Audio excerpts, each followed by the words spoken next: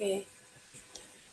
Yeah, so I'll be presenting with my other two team members who are in Uganda. That's Akwana Rita and Chiza Francis. And the topic, as shared earlier, will be about connecting agribusiness to community well-being.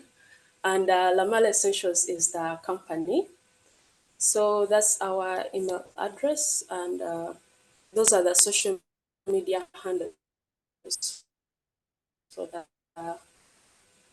the company. Next page, please.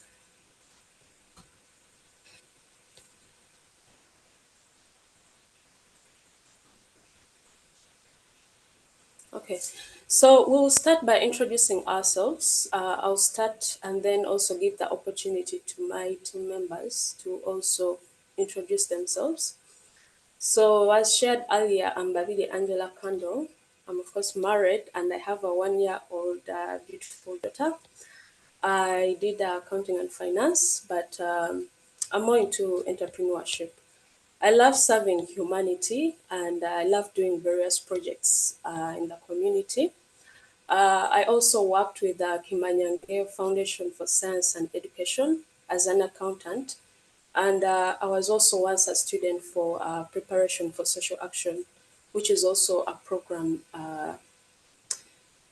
in PSA, sorry, Kimanyangeo Foundation. Frank and Rita, if you're there, please introduce yourselves as well.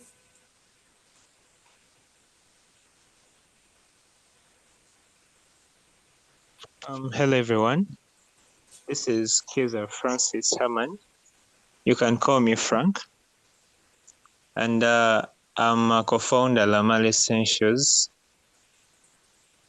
And I was actually once, okay, I was in the Junior Youth Spiritual Empowerment Program as an assistant coordinator, as an animator and facilitator and a tutor.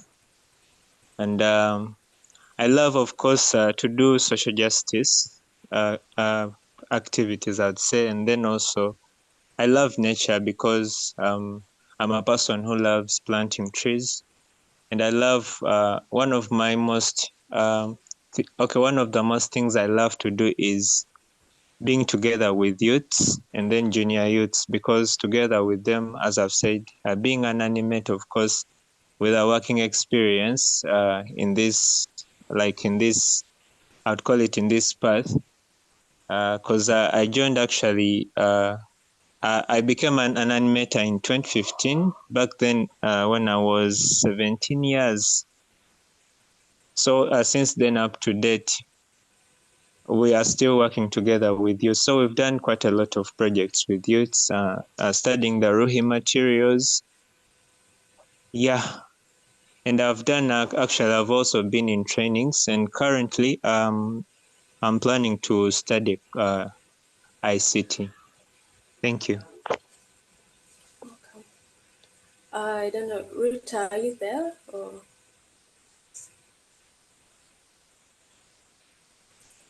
Okay, next page, please.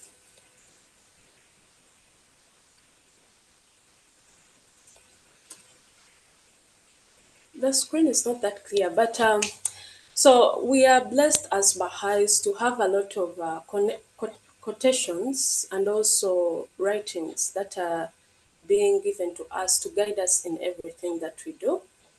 And as Lamalo Essentials, this quotation really stands out for us. Like it really speaks about what we do as a company, but also as a team. And it says that the Bahá'í Writings state that until women are provided equal status to men, humanity cannot advance or progress. Women must especially devote her energies and abilities toward the industrial and agricultural sciences, seeking to assist mankind in that which is most needful. By this means she will demonstrate capability and ensure recognition of equality in the social and economic equation. Abdu'l-Bahá. So Lamalo Essentials being a a women-led company. And also the things that we do in the community really inspire and also enable other women to have that equal status, because this is general, like it happens in a lot of sectors where women are not being heard or given that equal status. But if we all work together and we have that equality, it will really help us to advance and also progress. Next page, please.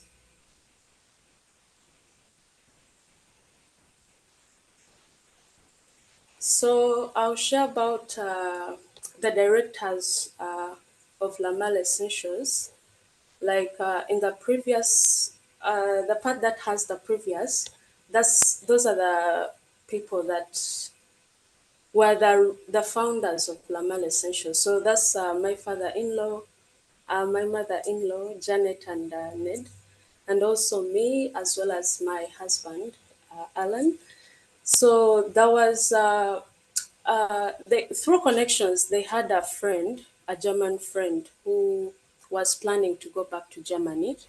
And that friend had a pressing machine and also other equipments for pressing the machine and also making the soaps. And I remember by then I was doing my internship at Kimanyangeo Foundation, and every time I could go to do my internship, I could write down the things I wanted to do after completing my internship. One of them was working with an organization that serves the community, and another thing was starting up a business that can enable me take care of my daughter, because by then my daughter was 2 months old, and a business that can enable me be at home, take care of my daughter, as well as earning an income and also serving the community. And through consulting and inquiring from each other, we agreed to take over that company, the equipments. And they also had one worker who was working with them, a lady who also joined us. And that's how Lamalo Essentials started. So the slide is moving. Yes.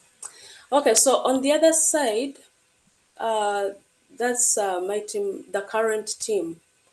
We are a team of five members, though there are other two who are part-time. And we are also three directors, because for some reason we had to change the ownership of the company, and we wanted it to be locally owned or owned by Ugandans, and to enable it to grow. Next page, please.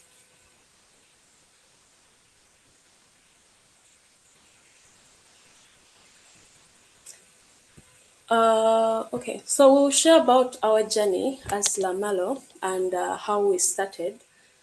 So even before starting Lamalo Essentials, like during COVID time, because Lamalo was started during COVID time, we used to carry out a lot of Bahá'í activities, because by then, when the lockdown came in, the schools were closed, and it was even hard to move from one place to another.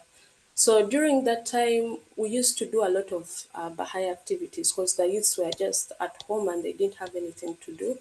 So through doing those activities, we came to realize that doing the Ruhi Institute program is not all about like studying, but it's beyond that. COVID period helped us to learn that we need to be there for each other, and also to ask ourselves, what are we offering the community besides doing the Ruhi Institute program? And that really opened our minds, because we were able to do various activities and also support each other, ensuring that we are all okay, our neighbors or even the youths are doing well.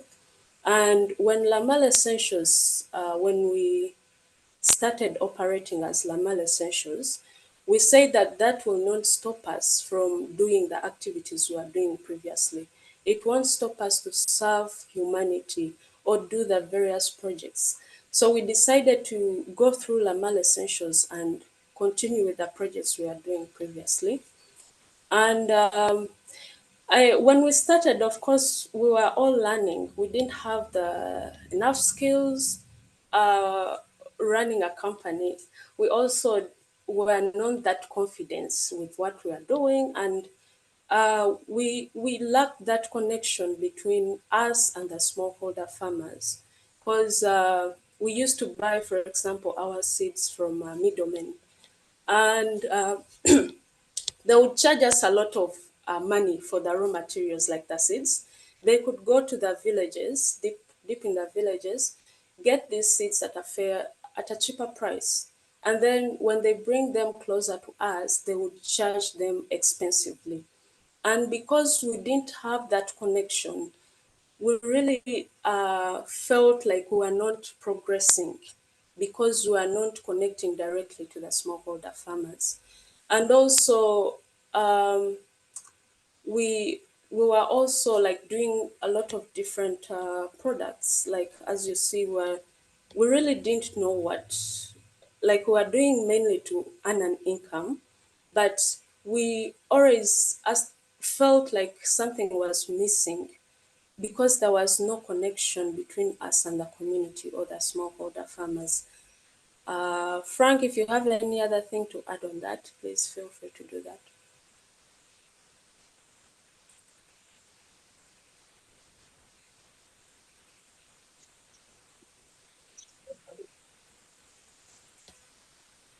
Okay. To add something about that. As my team members sharing about our journey, like even before, we also didn't have confidence, as she has said, and we used also to have fear towards the legal bodies of Uganda. For example, the Uganda Revenue Authority, and then also the that's the Uganda National Bureaus of Standards. Because at one point we used to worry much that in case they maybe they get, or rather they get to know about the products that we make when they are not yet registered, then maybe that would be it would be another case, like maybe ending up in jail or ending up paying uh, a lot of amounts. Like used to think, on my side, I used to think that the products we are making, of course, they are illegal because they are not proved by the government of Uganda. So we used to have this fear before back then. But then it was through actually connections and also through friends who are able to help us and to guide us and to give us to encourage us rather to meet these legal bodies or these legal bodies, because at one point they told us that we should not fear these people. These people are so friendly, and unlike rather unless when you're not complying to the laws and rules that they have set for us to follow, then that will be another case. But when we actually went there ourselves to meet these people, to meet these legal bodies, honestly speaking, we realized that what people say, what people used to tell us were myths. Because these people are so friendly as long as you understand their rules, and then also the laws that they set for us to follow as startups or as companies or new beginning companies. Thank you. Yeah, and also like the value, when people know the value and the impact we are bringing in the community, they are always there to support us, be it the legal bodies, or when people know the impact we are bringing, they really feel like we really need to support them. So, yeah, next page, please.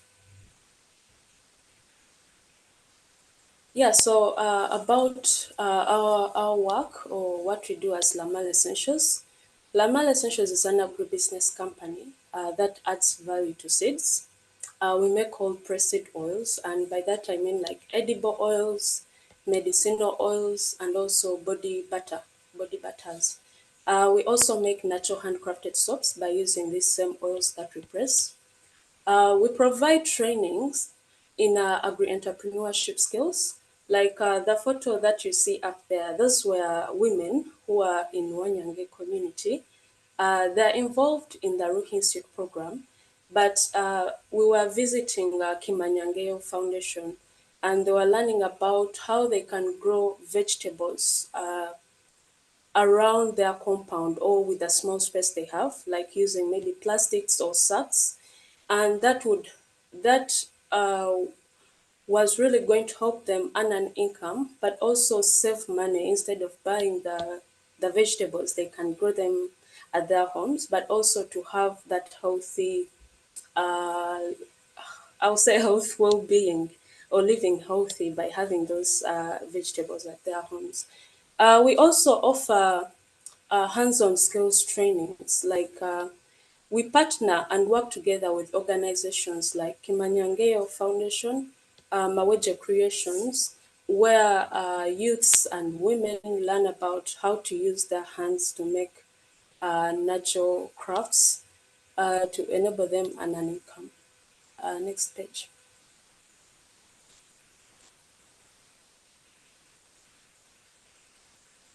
So we also care about the environment. We work together with the community and the society to plant trees like fruit trees, uh, neem trees, castor trees, and also working with farmers or smallholder farmers to protect or reserve the indigenous trees like the shea trees.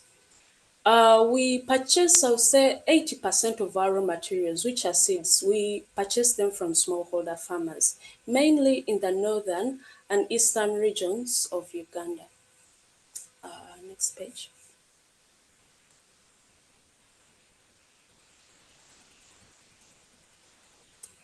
So that's our vision, which is to be the leading producers of quality organic health products with no synthetic ingredients, being mindful about the environment and promoting the well-being of the community.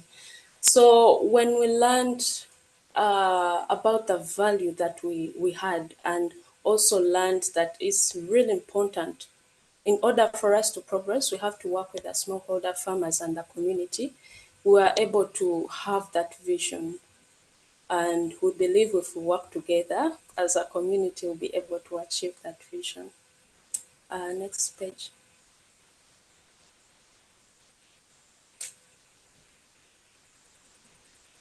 Those are our objectives.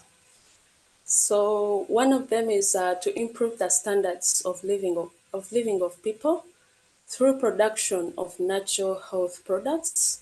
And those are the products that we make. They are so healthy and highly nutritious for the body, skin, as well as the hair. Another one is to provide eco-friendly products because we care about the environment, and through learning, we realize it's really important to provide eco-friendly products. To conserve the seed trees like neem trees and also shea trees. These are seeds that are so beneficial to our communities, so it's really important to protect them. To promote gender equality and whole community well-being. Because of personally what I've gone through, I feel like this objective is so important. Gender equality is really important in our communities. Another one is to provide high quality and affordable products to our customers, and also to create more job opportunities for the people in our communities. Through everything that we are doing as Lamalo Essentials, another objective is to create more job opportunities, because the biggest population in Uganda, they are youths, and there is, of course, a high rate of unemployment. And we believe through what we are doing, and also what Lamalo Essentials is doing, we'll be able to create more and more opportunities as we grow. Next page. So I'll share about the agriculture sector briefly. So the agriculture sector continues to be the most important sector in Uganda. it employs approximately 72% of the population and contributes about 32% of gross domestic product, although only 35% of arable land is actively cultivated. Half of East Africa's remaining fertile lands are in Uganda. Modernized agriculture may feed 200 millions. So, as Uganda, a country, we are so blessed to have this arable land, fertile land that really favors the growth of a lot of crops, including the seed trees as well. And also, the weather is really favorable because it's sunny or raining. And I believe if more people get to know about how valuable agriculture is and how broad it is, because me, I used to think agriculture, every time I used to hear about it, I used to think of myself being on a big acre of land with a hoe and just digging. But doing more research, I've come to realize that even if you're in accounting or even in IT or engineering, it's a broad sector that it can cater for each and everyone. And if all the youth, I wish all the youth, so even people know about this, it would really be growing fast. So Uganda is currently a leading producer of coffee, bananas, and oilseed crops like sesame, soybean, sunflower, and others. It is also a major producer of other crops like sugarcane, maize, rice, tea, tobacco, cereals, cocoa, fruits, vegetables, and nuts, as well as cotton, flowers, poultry, and fresh fish. So that really shows that it's a wide. Uganda like makes a variety of products, and the Ugandan government is pushing for greater commercialization of agriculture, encouraging the use of irrigation, mechanization, and improved crop varieties. And through doing this, because of course, even if agriculture is a wide sector, but there are those things that limit it to grow, like the use of the old use of hoes, or the lack of things like tractors, improved crop varieties, even like finding the seeds, the quality of seeds, and all those knowledge to really boost it to grow. 85% of the farming community are smallholder farmers. Average farm size is 2.5 hectares compared to just 3% in large-scale agriculture. Customary land tenure means 80% of land ownership rests with families and clans rather than individuals alone. Urbanization rate has increased to 5.5%, with 27 of the population living in cities. So yeah, most of the land is owned by the clan or family members, and of course, most of the people, most especially the youths, love living in cities. And agriculture is mainly done in rural areas. Next page, please. So the oilseed sector, of course, that's where we are, or we mainly are in agriculture. And it is also a sector that is still growing. Few people, I'll say, those people who haven't even realized it, but it really has a lot of value. And I believe if it's also given that attention, it can really improve the economy of Uganda and can also create more job opportunities as well. Um, so the problems we identified, one of them was the seed trees like neem and shea trees are becoming scarce in Uganda. And this is because these trees are being cut down, and yet they have a lot of value. So, like the shea trees, for example, take like 5 years plus to grow and bear those fruits that we use, the shea nuts that we use to make the shea butter. So imagine if these trees are being cut down, how long it will take if they're planted for them to grow And that is really going to affect us, because if these people actually knew the value these trees had, be it the neem trees as well, because if instead of cutting them down, they just harvest these fruits and sell them to people like us or companies like us, they would even be earning more income than just cutting them down. And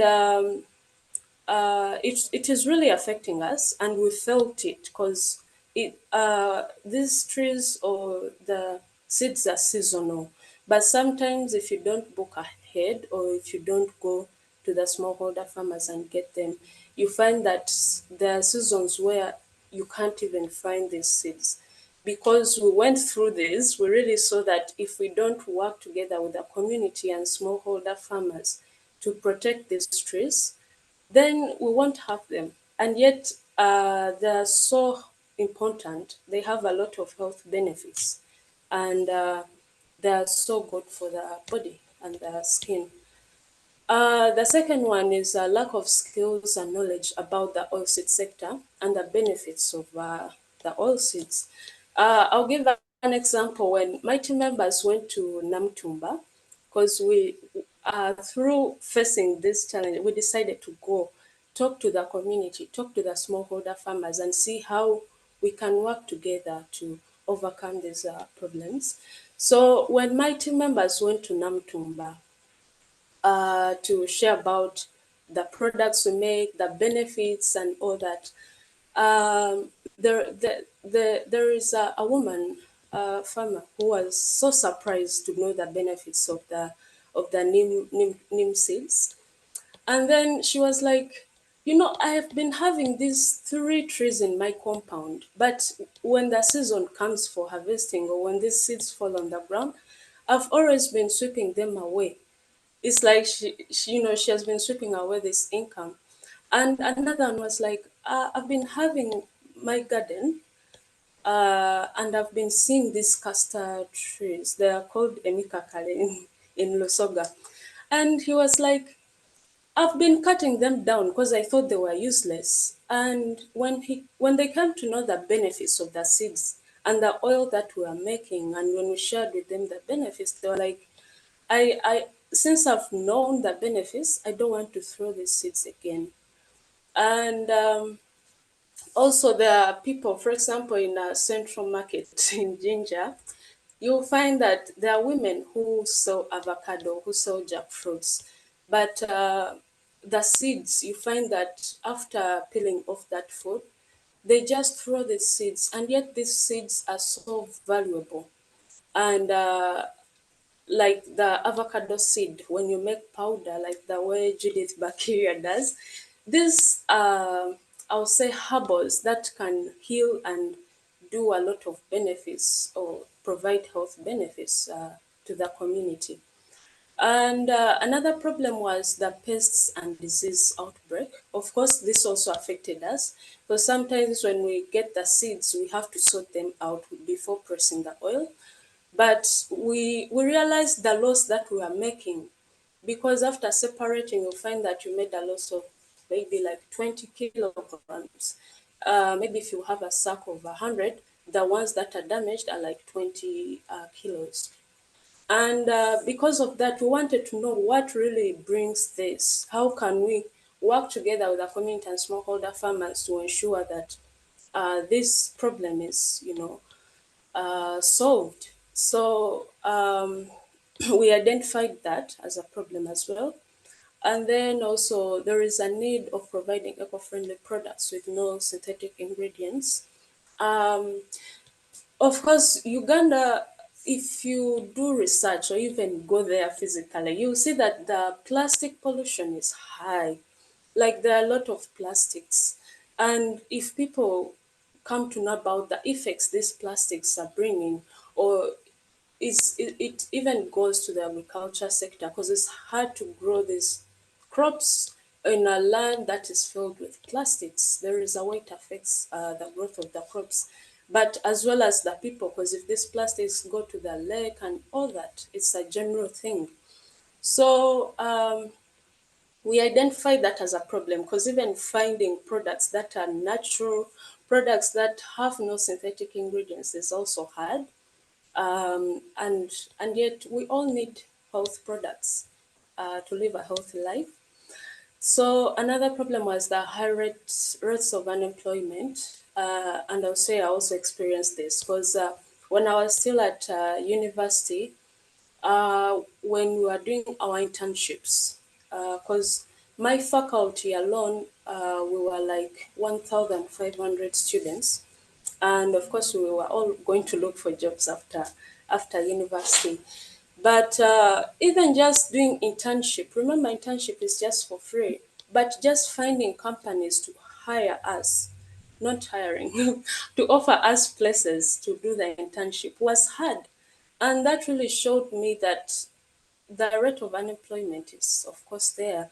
And I always ask myself that imagine if, at least half of us created jobs or started up businesses before completing university, or what will happen if we finish? We would be able to even employ one person or one youth or something like that, which would minimize the unemployment rates. Another problem was the gender gap in the sector. Of course, there is a lot of that gender inequality. Like I'll say, as shared earlier, most of the land is owned by the clan or families. And I know this is minimizing or reducing, but there is that cultural thing in Uganda that women can't inherit land, which really makes it hard. Like, imagine if you're a woman or a girl, you want to start agriculture, but you can't inherit a land because you're a woman. But I'm so glad there are those organizations that are women led, and they're encouraging women to save money to be able to own their own lands. But also, just imagine the single smallholder farmers or women who are single parents, and they miss out a lot of opportunities, and I find there is that gender, the gap. Anyway, so another point is the unfair low price of produces. Sorry, unfair low prices of products or produces charged by middlemen. I think I mentioned that about middlemen charging higher prices, but buying these seeds at a cheaper price from the smallholder farmers deep in their villages. And also little information about the oilseed sector. Of course, through doing research, I realized that this sector is still growing, but people need to know about it and its value, the value it has. Next page, please. Okay, so the solutions, one of them is creating awareness among smallholder farmers and the community about these trees or the seed trees, benefits and how to grow and harvest the seeds. So we started doing that, and we started with Namutumba, though we plan to go to other regions like northern Uganda and also within Jinja community, but also working together with different organizations that are in agribusiness and training these, working together with the smallholder farmers to ensure that we learn how to do like post harvest handling to minimize making losses, because you find that farmers may grow a lot of crops, but then it's just that post harvest handling that makes them to make losses, and also just seeing how we can all benefit, supporting each other, and also creating that awareness of the oilseed sector. And then also providing knowledge and skills in starting and running agribusiness, value addition. Because as I shared earlier, most of the smallholder farmers, they miss out, how should I say, because I'll give an example. You may find farmers maybe who grow tomatoes or even avocado or something like that, but because they don't have no skills of how to add value to those seeds, they end up making losses, because some of these crops may have a short, how should I say, a short lifespan, and they may end up going bad. But if they add value to them, or even dry them and give them that long shelf life, then it will enable them earn more income. That also includes the seeds, showing them what we do. For example, adding value to these seeds, it helps them get more products, but also, sorry, get more value, but also can enable them to earn more income that can improve their well-being. We are also experimenting on organic pesticide control, and we offer seed kits to smallholder farmers. So when we are making the oils, of course, there is that residue. We call it the seed cakes. For example, moringa oil, we get the seed cake, or even sesame oil, and peanut oil, and other seeds. So these seeds are so healthy for the soil. Of course, they act as fertilizers. Like the neem seed cake is so good; it acts as an insect repellent. And also, other farmers, they use the seed cakes to give them to their animals, or they mix them with other products, and they feed them animal feeds, and they give them to the animals. We also providing products that are highly nutritious and healthy with no synthetic ingredients, inspiring and encouraging youths to join the agriculture sector through what we are doing. I know we inspire a lot of youths, and they get motivated to also join the sector. And also working together with the smallholder farmers, most especially the ones left behind, and the community to solve their problems. Doing more research about the oilseed sector and contributing to its growth.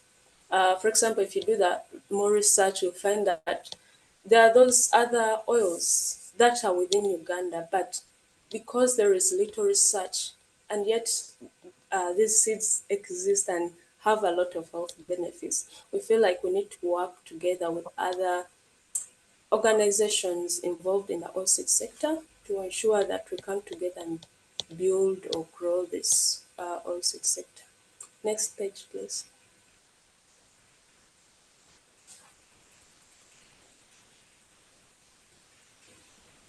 Okay, so those are our sustainable development goals that we follow. One of them is no poverty.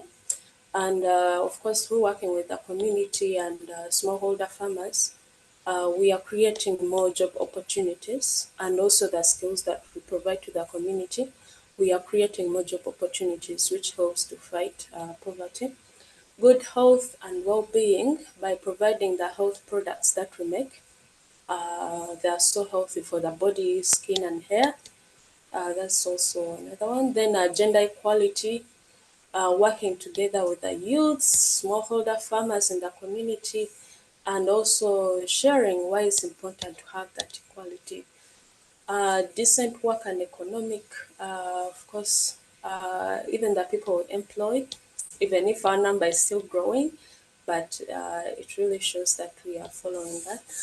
And then climate action through planting more trees, like fruit trees and also seed trees, and also working together to ensure that we provide eco-friendly products, but also working together with organizations like Eco Shelter to minimize the plastic pollution, and also planting more trees by working together with the smallholder farmers and the community.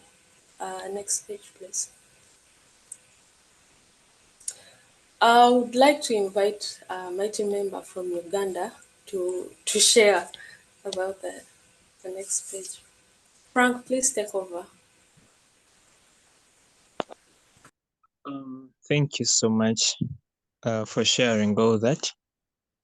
Well, by the names, once again, I'm Frank, co-founder Lamalo Essentials, and my department is distribution and logistics.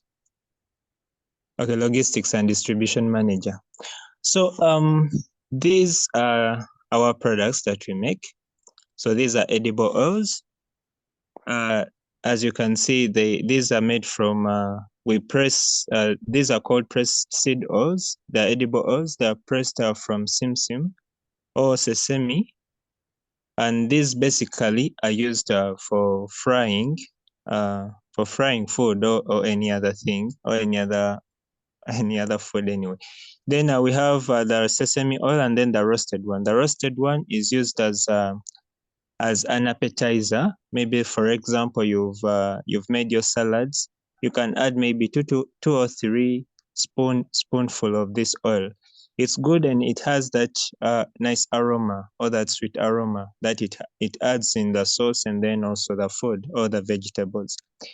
So these products, they are naturally cold pressed with no synthetic ingredients, and they're good for like they're good for our bodies. Next page, please. Then we have the medicinal oils. That's castor oil and neem oil. So I'll share briefly about these two oils. And these actually are the most high demanded products that we make. So I'll first share about the neem oil, as my team members shared. The benefits of the neem oil, firstly, with the hair, neem oil cures dandruff, treats lice, prevents hair thinning, prevents premature graying, promotes hair growth, conditions dry hair, and treats scalp infections. Then for the skin, it offers a natural barrier against bacteria and fungi, helping to prevent and treat skin conditions like acne or itching and fungal infections. It's anti-inflammatory, or rather it contains anti-inflammatory properties, and these properties calm irritating skin, and its moisturizing benefits ensure that your skin or our skins stay soft and hydrated. And as my team members share that neem oil acts as an insecticide or repels insects and is best used as a pesticide in gardens. Then we have castor oil. This oil is so good because it's so good on the skin, both on hair and both on hair and skin. On the skin, it prevents wrinkles. It contains antioxidants that fight free radicals in our bodies. It contains antibacterial properties and also reduces puffins, moisturizes and soothes abantu bali waliwo alikodinga tulaba abaparticipanti bali 34 Then batuzadde also, wano when badde we nga in the hair, like let me say, for example, if we do this every month, like you apply castor every month or once a month, it depends, or once a week, it boosts the growth of the hair up to 5 times than the usual rate. It moisturizes a dry and irritated scalp, and also it also acts as an antifungal property. Next page, please. So we have the shea butters. We make lemongrass shea butter. We make cocoa shea butter, and we make cocoa shea lip balm.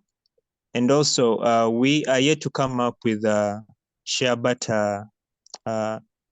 It's actually called mosquito repellent butter. Our butters are good for the skin. They are all cold pressed, and they are natural. They soften the skin. They give that smooth on your skin, and also they get rid of pimples. Yeah, and actually also as you've seen our packages, because we do mind about the environment, so we go eco.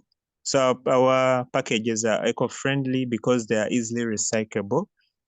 So we are trying to minimize plastic usage. So we are transferring from plastic to aluminium and also from plastic to glass because of these materials are easily recyclable.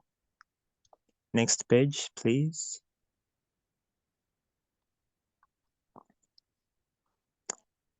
And so these are our soaps, handcrafted soaps. So these, as you can see, we have dog wash soap, mosquito repellent soap, Africa soap, and hotel soaps. So we use the very cold pressed seed oils to make our handcrafted soaps. Dog wash soap is good for, basically that one we made it for dogs. It's good for the dogs.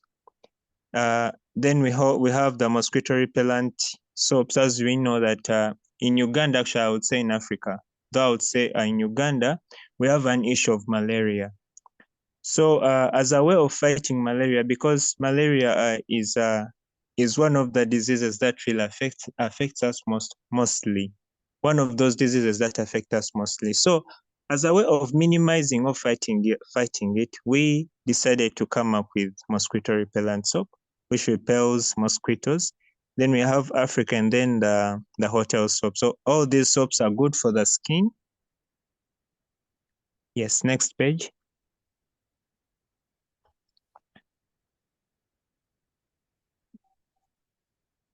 So I would request my team member to take over. Okay, thank you for Frank. Thank you so much, Frank. But because of time, I'll be brief to save time. So this is how we make the seed oils. We source our raw materials from smallholder farmers. After that, we sort, clean the seeds, and ensure that the moist is not there. Then we press them. And after pressing them, of course, we leave them to settle for some days, and we filter the oils, whereby after filtering, we ensure that we package them immediately. And those are the final products, and then we deliver them. I'll just be brief because of time. Next page, please. So we'll share about the achievements that we've so far acquired ever since we started, because Lamalo Essentials will be making 3 years in April. We were able to win an award as the Agribusiness Initiative of the Year. That was 2023. We came as we were the first runner-up of Mukazi Entrepreneurship Impact Awards. We were also among the top 5 nominees in the new Agribusiness of the Year. New Business of the Year Award, which was organized by the African Women in Agribusiness Awards. That's Guakazi. I was also invited to share about a topic on the that was Smart 24 TV, and also I was nominated in the Emerge Africa Awards, as well as the She Awards, which is for the East Africa. Next page, please. So, Frank, allow me to be brief. So we've also been able to build a strong team, because we believe if we work together, we can achieve a lot of things. We've been able to work together with different organizations to offer hands-on skills workshops to 60 youths and women in Jinja, as well as Bujiri. We've, for example, making banana fiber crafts, and also making natural handcrafted soaps, and also liquid soap. Next page, please. We were also able to access or get a funding through the High Innovator Program. That was 2023, and that funding has enabled us to get another cold pressing machine, and also expand our operations or business. We've also been able to partner with 50 smallholder farmers directly and indirectly, and also partner with 115 farmers, mainly in the eastern and northern regions of Uganda. We've also been able to plant 30 neem trees and also 50 fruit trees, mainly in the eastern region. Next page, please.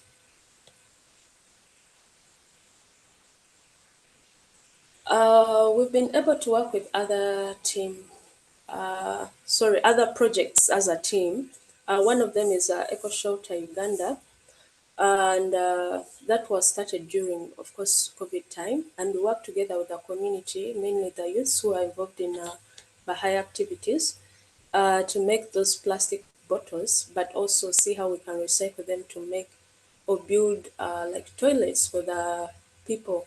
Like in that photo, that was Alan, my husband, and other two friends who are also the founder of Eco Shelter, who is Julius, and also the three of us were able to build that toilet for the community elders. There were elders who were our neighbors, and that really helped them because it was like a biodigest. Next page, please.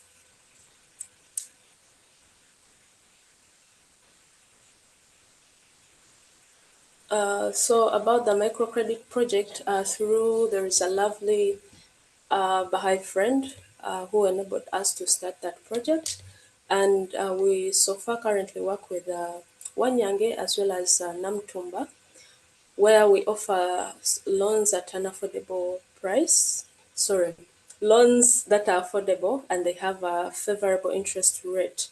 And they were able to start up different projects that would enable them earn an income.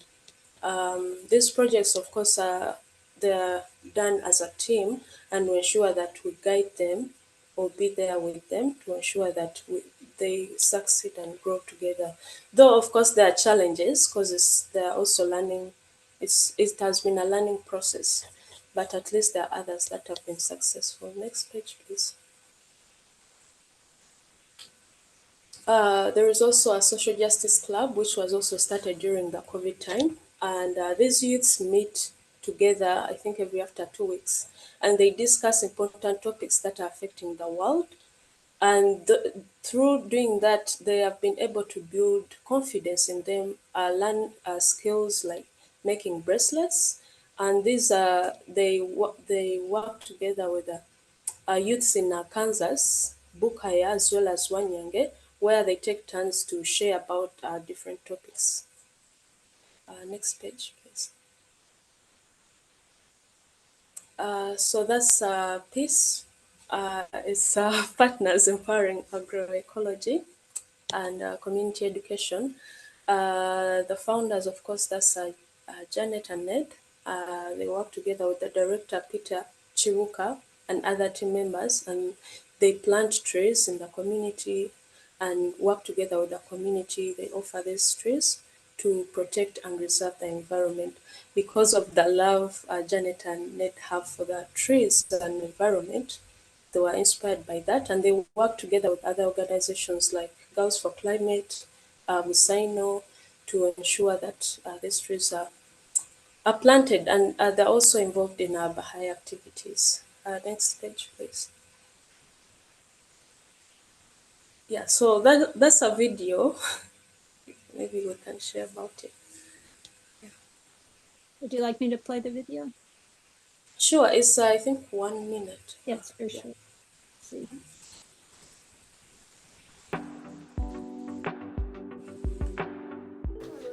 I'm Babirye Angela, and I'm the CEO and owner of Lamalo Essentials. We make products like seed oils, essential oils, and handcrafted soaps. But besides that, we also work with the community whereby we empower young people.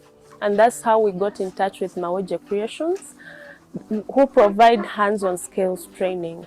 Today we are so happy and blessed that the young people are learning how to use banana fibers to make various products. We are really expecting a lot, whereby we also believe that after this training, many young people are going to start up their own businesses to generate income. As you can see, the biggest population, they are young women or single mothers, and this project is really going to help them to earn something or income which will help their families. We really thank Maweje Creations, and we are so blessed and lucky to partner with them. Furthermore, we would like to thank Global Youth Mobilization for believing in young people that they can change their situation.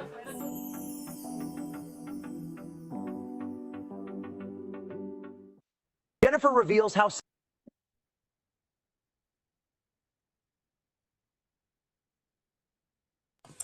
Thank you so much for sharing. Yeah, thank you. So, is there, go to this. Is there anyone if anyone has any questions, if you could raise your hand. I'm sure Angela would be happy to answer, or Frank would be able to answer some questions.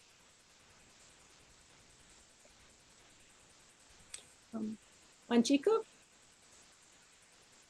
Yeah, I'm glad I was able to see this because I'm just waiting for my friend. We go for a yummy her, which started at 2, and I was thinking I'll not before I head out. I just wanted to say how inspiring the presentation is, really innovative, and all the people, the youth you have been able to employ, and the products really, really, really encouraging and inspiring. And I'm just wondering, how do you disseminate all this information? Because we all need to learn about this and learn from you and replicate it. And where do you have a website? And especially for me in America right now, hoping to come back to Kenya, for sure, I'd like to come and visit you and see more what you do. But even before I do that, is there any website you have which you could share? Somebody can learn from that. And yeah, and how is your distribution channel? Are you just only targeting Uganda for your product? Because I'm just thinking the price will be so low there, and just everybody now is talk about uh, organic things with no chemicals. How much more price you fetch in the West, which you really would boost your company. So those are the few comments I have, and thank you so much for a wonderful, inspiring presentation. Yeah, thank you so much, Wanjiku. You're from Kenya, right? Yeah, we have one of our also plans in the future. We want to expand beyond Uganda. We want to be able to export our products to other countries, including the East Africa. I think we'll start with East Africa, though some paperwork we have to do that can allow us to export beyond that. We have a website, though we are still building it. I'll share it in the message. I'll share it, and you can learn more about that. But it's through, I'll say, guidance, joining programs and doing more research that has enabled us to really know what we are doing, and also working together with the community and the smallholder farmers as well. Yeah. Thank you. Anyone else have a thought or question or comment? Jay? Unmute myself. Okay, great. I love what y'all are doing. And I was interested in the distribution part. How far is your distribution? Yeah, thank you so much. So currently, I'll say we distribute in different parts of Uganda, though we are planning to start bringing the products, for example, here in Canada. And I'll say since we are still growing, because we are going to be making 3 years, we are learning how we can expand and distribute our products outside. But currently, it's mainly within Uganda, eastern region, the central region, like Kampala, and some parts of northern Uganda. Mainly like retail shops, hotels, because we make hotel soaps, and also we supply to other, like B2B, other companies that make like cosmetics, or that make things that use the oils that we make. I thought of other initiatives like what y'all are doing could all come together for some business like a Bahá'í World Imports, maybe on the internet, but other groups like yourself could join together and sell lots of different things, either on the internet or possibly in a real store. Anyway, I like what y'all are doing. Yeah, yeah, that will really be great. Yeah, it will really be great. All right, thank you. Winnie? Yes. Oh, I am so excited to see younger generations really getting it, you know, and implementing the things that we need for the future, Angela. So it's really exciting. One of the things that I was thinking about of how to help people appreciate trees, and my guess is that Janet may have already done something like this, but at one time, we who were interested in agriculture here wanted to have a road show where we used the arts to educate on the importance of agriculture. And I'm thinking about how the wonderful chants that people in Africa use and maybe I'm mistaken about this, but I'm thinking about the youth. And if they could implement, you know, write little chants, music that they could talk about the value of a neem tree or a castor tree or whatever, and maybe even go around to local communities with a little performance. That's it. Yeah, thank you so much. That's really a good idea because as you were sharing, I was seeing ourselves going, for example, to schools, having those maybe skits or, as you say, maybe a song or a poem about the importance of these trees. And it's something that we plan to do, going sharing about the importance of the neem trees and their benefits. Yeah. Thank you. Vida? Yes, you need to unmute.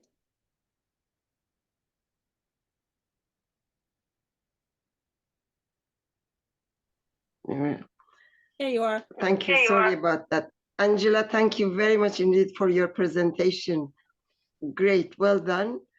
I really enjoyed your products. I think they're great, and the containers, what a good idea. I hope someday I can use some of your products. Really, really very well done, and especially using the younger generation to have value for their work and for the society. God bless you and keep up the good work. Thank you very much. Thank you too. That's we appreciate that. Yeah. Thank you. I was just mentioning to Angela the other day, went on a visit to a school with some friends of ours who are from Cameroon.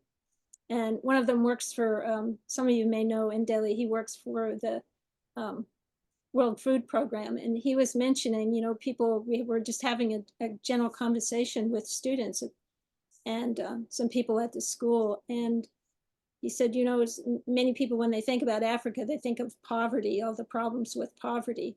But he was saying that what he thinks is that there's so many things that can be done, small things, simple things. They don't need to be huge projects. People just need to have a way to make a living, to make some things. And what he was saying was that he was so glad to see that you were going to present, Angela, because of what you're doing. Your initiative is one of those kind of really a great example of the simple things that can be done. They don't have to be huge programs. They start with a few and they grow slowly and expand very naturally. Yeah, thank you so much. Yeah, it's really good to hear that. Like, it gives us that motivation to do more with what we are doing. And it's those small steps that, other small things that we do that will really change the world into the world that we really want to see. Yeah. Yeah. Neil. Yes, thank you very much, Angela and Frank. That was a wonderful presentation. So inspiring. I'm wondering about the pressing of the oil. Is it done from nuts? I understand there are various types of ways of extracting oil from a plant. Are you cold pressing from nuts? Yeah, anyway, I was brief, but so the way we make the oil, we use a cold pressing machine, and we ensure that it's a low heat that can enable us to reserve the nutrients and vitamins from the seeds.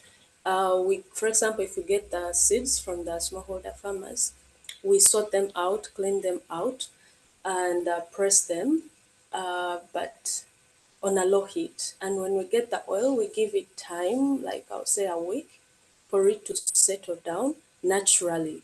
And then after that, we filter it and package it and then sell it. And we don't press, we press it on order to ensure that the customers get those to get the fresh oil. So we press it mainly when we have orders. I don't know if I've answered your question. Thanks so much. Because there are others that will use chemicals as well, right? Yeah, it's true. There are others that use, and that's what really makes us unique because of the way we make the products. We ensure they are 100% natural, no chemicals or synthetic ingredients, and they have the nutrients. Vitamin. That's fascinating. Thanks very much, Angela. Thank you. Janet and Ned, you're muted. I was just going to say, it's to me a wonderful example of connecting different parts of the world. Of course, I'm biased, but asking all the participants if any of them go to farmers markets. Sometimes they sell fair trade coffee, fair trade tea, chocolate, soaps, honeys, things like that, or not really. It's more the farmers markets are just for people from that local area.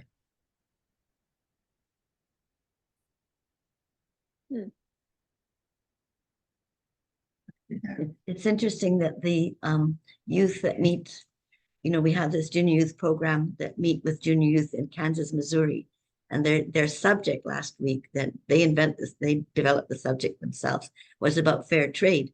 And I'm talking, the Kansas youth are in grade 6, okay, and the Ugandan youth are like ages 11 to 17. Alan, one of them is on the screen right now, actually.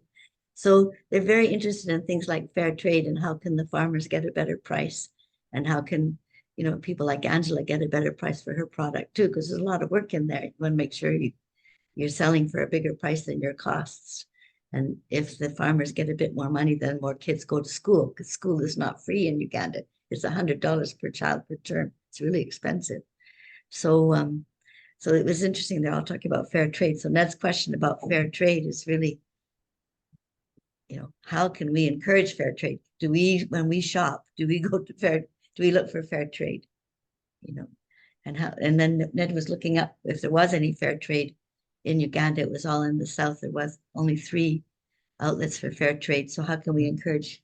That was the cocoa. No, that was coffee producers, actually. Yeah. Yes. So even cocoa producers for chocolate, there's still not much fair trade. And having things like coffee and cocoa encourages trees because they need shade when they grow. And then Uganda is so good at the agroecology. One of the partners of, that works with Angela is Judith Babirye, who's really an international expert on agroecology. So they have skills that they train each other as well on how to grow layers and layers of trees and shrubs and flowers that repel insects, and how to grow things, ecologically harmoniously, but also produce a variety of products and also save the biodiversity of the area. There's a lot of knowledge and skill sharing going on because of the partnerships that they have. But is there anybody that knows anything about fair trade?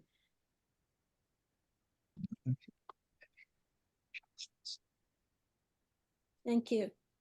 Hi, Angela. I left my number there for WhatsApp, and I'd like to connect with you. We have a program in Ghana, education program for schools, and I'd like to connect with you there and see if we can do something there. Yeah, I've written your number down. For some reason, I don't know, it's hard for me to text back and a message, but I've written your I message. give you our website as well. Okay.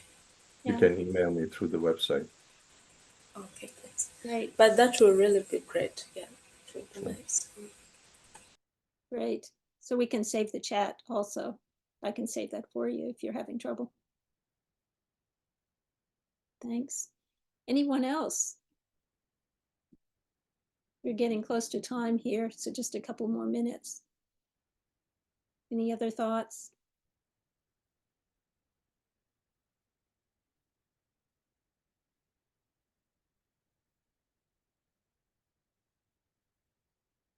Frank?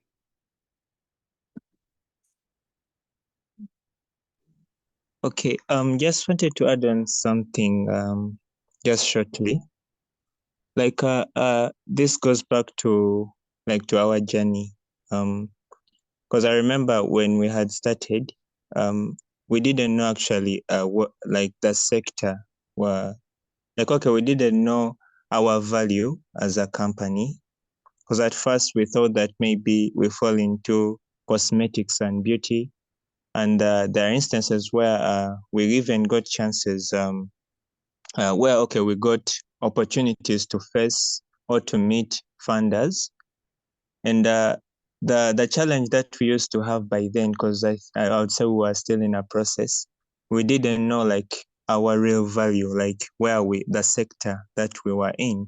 And this used to give us headache. And at some point, sometimes we even used to feel like giving up, because we thought that we are falling into cosmetics and beauty. And when you look at cosmetics and beauty, this is a bigger industry that is full of competitors. Because at one point, I remember I had attended one of the trainings organized by Youth Startup Academy Uganda. And I remember the judges told me to go back and identify, or to really like to reread or to re-examine our company, because they were like, you can't be making cold pressed edible oils at the same time you're making let's say you're saying that you're doing cold pressed seed oils, again you're saying you're doing edible oils, again you're saying you're doing products for the skin. So where exactly are you falling? And then they told me that if you say that you have competitors, for example, when we are doing cold pressed seed oils like the edible oils, then we are competing with those doing the edible oils with synthetic ingredients. And maybe if you say still that you make products that are for the skin, and again you say that you have competitors who are in cosmetics and beauty, then they advised me to go back and re-examine with my team to understand our sector. So through research, and also through inquiring and seeking advice from different people, we were so happy at one point when we realized that we fall into agriculture, the agriculture sector, because we do, our main aim is we manufacture cold pressed seed oils that are organic and natural. So we were so happy to know that this is where we fall, like this is our heart. So it really made us happy. And then we were like, yes, now we've got the point. This is like our answer. Yeah, thank you. Thank you, Frank.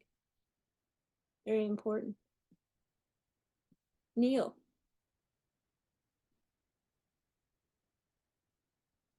So firstly, thank you so much for such an eloquent, dignified, and comprehensive presentation. I'm a business journalist, an agricultural journalist, and also a businessman. I was just wondering, Angela, Can you give us some idea of actually the business side of the enterprise in terms of number of employees, gross sales and that kind of thing? It just gives a sense of the scale.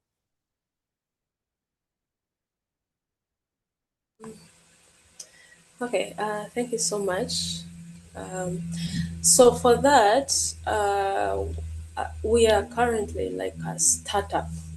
We are a startup. We are almost setting off to another stage, but we are a team of 7 members. 5 of them were shared in the introduction picture, but then 2 of them are part-time, of which one of them is a participant of the Bukaya group. Is a JY. So during the holiday, she was able to come and work with us. But for you said in terms of sales, you wanted to know. I'll say that every month, the accountant person who manages accountant, I don't know if she's online, but I'll say that at least every month we make like between 1 million to 1.5, but that's Ugandan shillings, 1.5 to per month.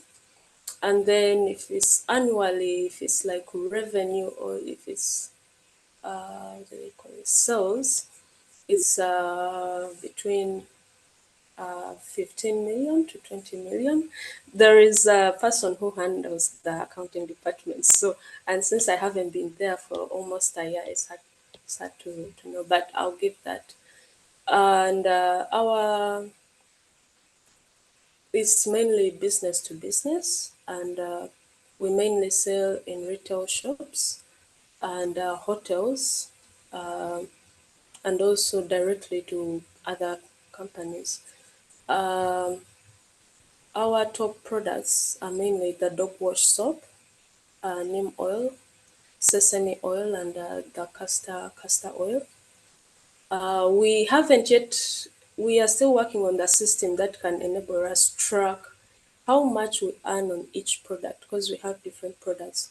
Because we want to have that system that can enable us to track how much we earn on each product per month, because that's like a general information I shared with you. But I'll say it has the potential, though we just lack the market. We are trying to see how we can grow the market, but the demand is there. But it's just because currently we are within Uganda, where even some people don't know the value that we have and they prefer the cheaper products. So products that can fit in their, I'll say, income, but it's because they also don't know the value. So we have that bit of a challenge, though we are trying to see how we can overcome it and ensure that people know that when they're buying a value, when they're buying a product, they're not only buying a product, but also supporting a smallholder farmers indirectly. The more people buy from us, we are growing, but also the smallholder farmers are also growing. I don't know if I've answered your question, but we really, yeah. That was super. Yeah. No, that was perfect. Thank you very much. Thanks. Janet, Ned? Yeah, just to translate the Ugandan shillings into US dollars, it's about $375 a month. And you might think, well, that's not very much, but in Uganda, that's a lot. So the people are not paid well, so hopefully things will improve. And also they're just starting up. And I could say that probably for the machines at the beginning, we probably invested about $10,000. And then Angela won this grant of $20,000 to get another machine. She's constantly looking for ways to help small businesses get going. But then if you think on the other side, okay, so they're only earning $375 a month, but they're paying all these people, so they have a dignified livelihood. They training and sharing skills and developing partnerships. How far that small amount of money has gone in terms of development, community development. And those are the things that's hard to, how can you put a price on that?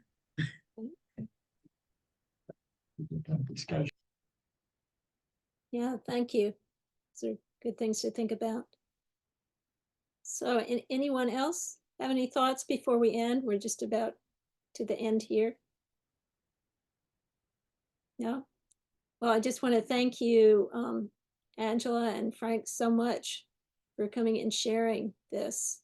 It's really, really exciting to see these kinds of things, these really positive initiatives taking place. So anyway, thank you. Thank you all for coming. And thank you, Angela. Thank you. Thank you so much. Yeah. Thank you so much. Happy Ayami Hat. Happy Ayami Hat. Thank you.